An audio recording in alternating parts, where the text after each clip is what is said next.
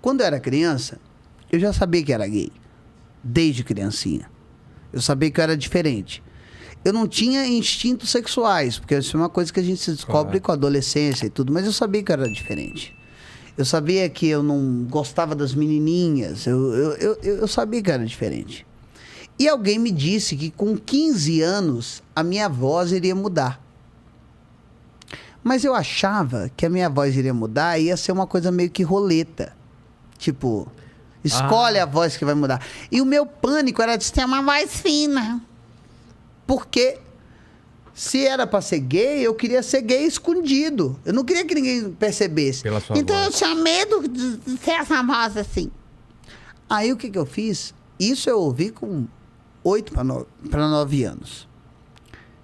E eu comecei a implorar pro meu pai me dar um disco do Andrea Bocelli. Que foi quando o Andrea Bocelli gravou uma música com a Sandy.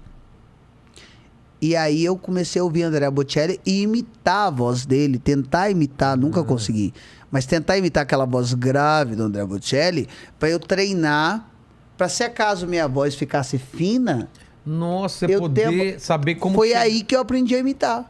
Porra! Por conta desse medo, desse pânico de apanhar, de ser maltratado, de ser tudo. Aí você pergunta assim... Ainda mais no interior do... Mas no interior é mais tranquilo, Vilela. Sério? Claro que é.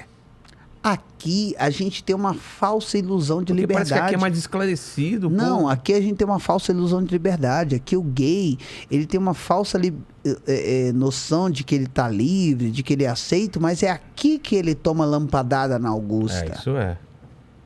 Na Paulista. Aqui é que ele apanha. No interior, não. No interior é mais aceito, sempre foi. Mas eu tinha medo, porque as referências que eu tinha de gays que eu conhecia, eles eram muito pobres e eram muito maltratados. E eu não queria ser maltratado. Eu queria ser bem tratado. E eu queria fazer com que esses gays que eram maltratados fossem bem tratados, porque fossem da minha turma. Com essa turma aqui ninguém mexe. Entendi. Então foi quando eu desde pequeno, eu buscava alguma solução para ser alguém bem tratado, para ser aceito. E aí, quando me assumi primeiro para os meus amigos, depois para minha família. A terceira pessoa para quem eu me assumi fui eu. Depois dos... Você precisava escutar você falando? Eu nunca tinha escutado.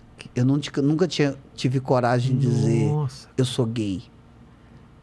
Eu agia, eu frequentava, eu namorava, mas eu falar eu sou gay, não, imagina. E faz uma diferença isso. Porque eu cresci na igreja que eu cresci, foi muito cruel comigo, muito cruel.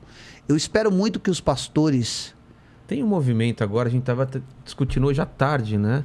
Sobre isso, de alguns pastores de falar, gente, a Bíblia não é para levar também ao pé da letra. Tem coisas, se você for levar ao pé da letra, tem muita coisa lá que você mata ou, né? Claro. Né? Então, tem que se ver diferente, porque Jesus andava com prostituta, com pobres e tal. Não, ele andava com essa galera. Ele não andaria hoje com gays? Vocês acham isso mesmo? Não, claro que não. Exatamente, o que o pastor... Foi quando eu vi o Caio Fábio, que deu uma entrevista para você aqui, maravilhosa. Maravilhoso. E eu falei assim, esse cara... O Caio Fábio é meu pastor. Então, mas quando você era moleque, não existia essa linha de... Eu espero muito que meus... Eu sei que a igreja evangélica, ela é muito complexa e muito grande. E existem várias linhas. Mas eu quero muito que os meus pastores, eu não vou falar o nome deles, mas eles sabem quem são, que eles repensem muito a atitude deles. Porque eles me fizeram pensar em suicídio dos 14 aos 19 anos. Eu pensei em morrer dos 14 aos 19 anos todos os dias da minha vida. Porque você imaginava que você estava em pecado. Porque eles me colocaram como eu era um doente, como se eu estivesse em pecado. E não era só pecado a minha sexualidade, era pecado a minha arte. Eu não podia ser comediante. Também? Claro. Um músico que tocasse uma música que fosse do mundo, entre aspas, porque o que não é gospel... É secular. É secular, é do mundo, estava em pecado. Eles diziam para mim o seguinte, se um dia eu estiver num carro e ouvindo uma rádio gospel. E aí, sem querer, eu mudei de estação. E naquele segundo que eu mudei de estação, Acidente. entrou a música. Houve, Jesus voltou, Ah, houve um acidente, eu vou pro inferno. Eu cresci ouvindo isso. nossa, cara. Eu tenho...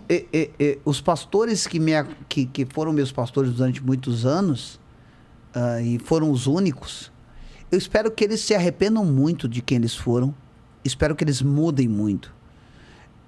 E se eles não mudarem, eu espero que eles sejam interditados logo. Porque eu tive forças para sair. Mas eu sei de muita Mas você gente. chegou realmente a pensar em Muito, não, o suicídio? tempo todo. Tipo, o eu tô tempo errado. todo. Você O tempo se todo considerava... eles me faziam isso. Caramba. Porque eu era a menina dos olhos da igreja, no sentido de... É ele quem vai dar continuidade a isso, é ele quem fala, é ele quem prega. Porém, eu estava errado o tempo todo. Eu era... Você não era me você. acolhia, não era eu. Eu bati uma punheta, que era uma coisa do adolescente. Bom, punheta é uma coisa do ser humano, que vai acontecer, vai acompanhar a gente o resto da vida. Mas na adolescência, na efervescência, eu me lembro de bater a punheta e chorar. Juro por Deus. Que depressão. Eu gozava e chorava. Uma lágrima. Porque o que eu pensava na minha punheta, na minha imaginação, não era o que era certo para a igreja. Eu vislumbrava contra o homem. Entendeu? Então, era uma coisa... Eu me lembro muito de uma situação em que eu consegui comprar uma revista pornô era uma atriz pornô que parecia muito a Feiticeira. Na época tava bombando a Feiticeira. Feiticeira... Mas era a Feiticeira do Hulk. Isso. Ah, tá. Prado. Joana Prado, maravilhosa. Tava bombando muito. Eu comprei, mas não era ela. Era uma trans Sei. que parecia ela. E eu comprei isso. E eu me lembro do fato de ver outro cara transando com essa trans. E aí tinha uns closes que era só o cara transando com ela e não mostrava ela, mulher em si, então era só o ato ali. Entendi. O close. E aquilo me dá muito tesão cara, e aquilo... E depois daquela punheta, eu queria me matar. Me achar o pior lixo do mundo. Entendeu? E eu cresci ouvindo isso.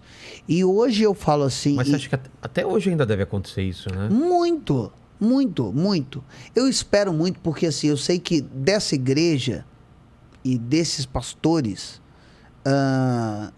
tudo que eu falo chega direto neles, porque eles são pequenos. Sim. Eles não são gigantescos, todo mundo sabe quem é. Mas eu espero muito que eles se arrependam das pessoas ruins que eles foram, entendeu?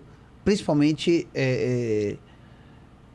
a pastora que vivia um exemplo de uma santidade louca, que é muito cruel isso. Inatingível. Porque cada ser humano, todo ser humano tem seus problemas, tem suas questões e suas lutas.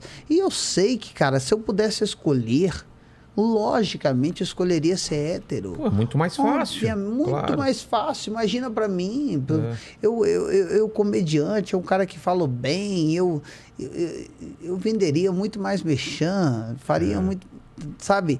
Mas não é nem questão de merchan hoje mais, era questão do que eu vivi no meu pensamento. E hoje eu penso assim, o que eu sou de menor não é nada.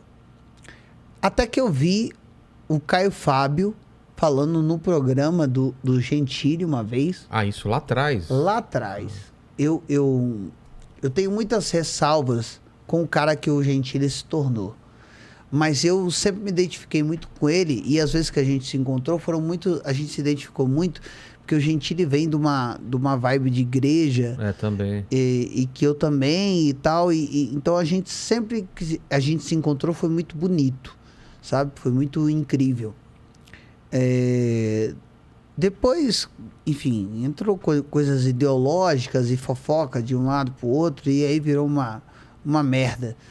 Mas eu lembro o que mudou minha vida foi uma entrevista do Caio Fábio no Gentili, que o Caio Fábio fala assim, o que Jesus falava dos gays? Aí o Gentili fala assim, o quê? Que o Gentili viveu a mesma realidade que eu. Nós somos de igreja. O que ele falou? E o Caio fala, nada. E realmente, se procura nos evangelhos, nada. Não tem. Ele falou as prostitutas, ele acolheu o que ele tinha que acolher.